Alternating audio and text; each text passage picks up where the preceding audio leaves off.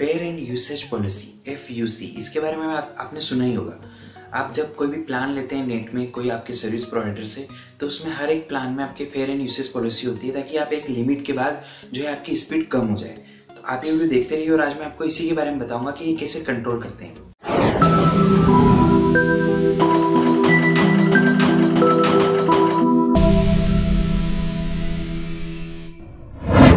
नमस्कार दोस्तों, मेरा नाम है राहुल, आप देख रहे हैं RPM टेक टिप्स और आज मैं आपको फेयर एंड यूसेज पॉलिसी के बारे में बताने जा रहा हूँ, जो कि आप सभी को पता होगा कि एक लिमिट होती है। उसके बाद एक हम जो कोई भी हमारा डेटा प्लान लेते हैं उसमें एक लिमिट होती है, उसके बाद जो हमारा जो स्पीड होती है वो कम हो जाती है। तो ये कैसे होती है, मतलब ये सर्विस प्रोवाइडर जो है उसको कैसे कंट्रोल करते हैं ऑटोमेटिकली, क्योंकि हम तो वही सिम यूज़ कर रहे हैं, वही मोबाइल है, सेम नेटवर्क है, कोई चेंजेस नहीं है, बट उसमें स्पीड कम हो जाती है। तो आज मैं आपको इसके बारे में बताऊंगा कि वो कैसे कंट्रोल करते हैं। सबसे पहले हम जान लेते हैं FUC क्या होती है, फेयर एंड यूसेज पॉलिसी क्या होती है। FUC होती है कि मान लो आपने कोई प्लान लिया है, जैसे कि मान लो कोई सर्विस प्रोवाइडर, आप मान लो अभी जियो ज़्यादा चल रहा है, तो जियो में अभी 1 GB के बाद जो है स्पीड कम हो जाती है ऑटोमेटिकली, जैसे कि आपने देखा है 128 kbps हो जाती है, यानी कि उसके में 1 GB जब आप यूज़ करते हैं तो अच्छी स्पीड होती है, उसके बाद ऑटोमेटिकली वो कम हो जाती है। तो ये कम इसलिए होती है क्योंकि जो बहुत सारे यहाँ पे यूज़र रहते हैं, जैसे कि आपने देखा है बहुत सारे कस्टमर रहते हैं, बहुत सारे जो यूज़ करने वाले रहते हैं, तो वो सबको बराबर का यहाँ पे जो है बेनिफिट मिले। यहाँ पे इस ये फेयर एंड यूसेज पॉलिसी इसीलिए बनाई तो सबको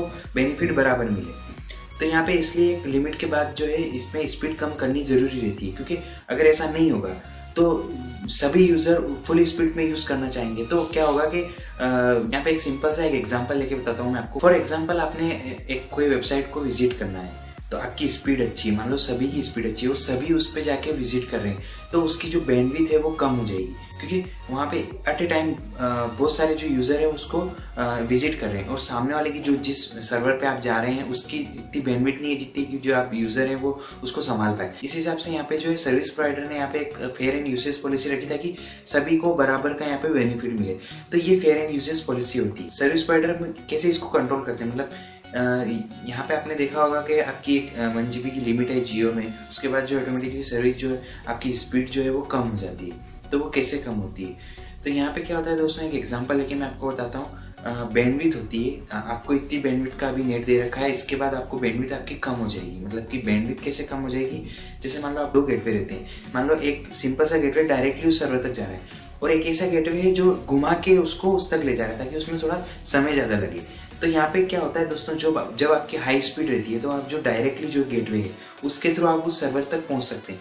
अब मान लो आपकी स्पीड कम हो गई, बैंडविड्थ कम हो गई, तो सर्विस प्रोवाइडर क्या करते हैं, जो लंबा गेटवे है जो कि इधर उधर घुमा के उस सर्वर तक पहुँचाएगा, तो उसके थ्रू आपको जो है वहाँ पे को विजिट कराता है। बाकी आपको जाना एक ही जगह, एक ही सर्वर पे, बट आपको स्पीड स्लो होगी क्योंकि आप जो लंबे गेटवे के थ्रू गए।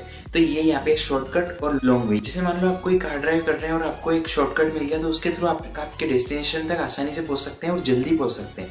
और यहीं पे मान लो आपको शॉर्टकट नहीं मिला तो आपको जो है लॉन्ग वे लेना पड़ेगा, यानी कि घूम फिर के इधर उधर करके आपको उसी डेस्टिनेशन पे जाना है, बट यहाँ पे टाइम ज़्यादा लग जाएगा। तो सेम यही बात आती है आपके जो बैंडविड्थ है, वो जो सर्विस प्रोवाइडर क्या कराता है, दूसरा गेटवे देता है ताकि आपको जो ज़्यादा समय लगे उसमें जाने का। तो यहाँ पे ये इस तरह से जो है वो आपकी स्पीड कंट्रोल कर लेते हैं सर्विस प्रोवाइडर। तो इस तरह से ये फेयर एंड यूसेज पॉलिसी यहाँ पे वर्क करती है। अब दोस्तों यहाँ पे एक और बात आती है कि अगर आप मान लो कोई साइट को विजिट कर रहे हैं, आपकी स्पीड अच्छी है, मान लो अभी आपकी बैंडविड्थ जो है वो खत्म नहीं हुई, मान लो आपने जो फेयर एंड यूसेज पॉलिसी है उसमें अभी यूज़ नहीं, अभी मान लो आपकी 1 GB जो है वो है जियो में, और मान लो आप कोई साइट को विजिट कर रहे हैं तो भी आप उस पर जल्दी से नहीं पहुंच पा रहे हैं, आपका जो भी आप काम है वो कर नहीं पा रहे हैं। ये इसलिए होता है क्योंकि सामने वाला जो सर्वर है उसकी जो बैंडविड्थ है वो कम होती है, मान लो उस पर कोई ज़्यादा विजिटर है, उस पर जो ट्रैफिक ज़्यादा है, तो इस वजह से जो है आपकी स्पीड कम हो जाती है। मतलब आपकी स्पीड कम नहीं होती, वहाँ पे सर्वर की स्पीड कम हो जाती है। तो आपको लगता है कि हमारी स्पीड कम हो गई है, हमें क्यों इतनी कम स्पीड मिल रही है, आपको ऐसा लगता है, बट ऐसा नहीं है, आपकी स्पीड सेम है,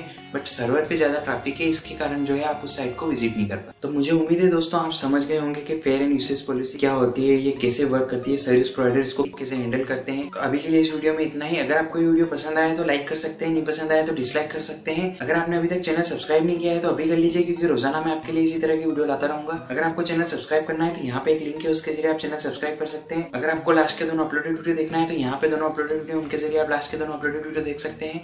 अभी के लिए इस वीडियो में इतना ही। वीडियो देखने के लिए धन्यवाद।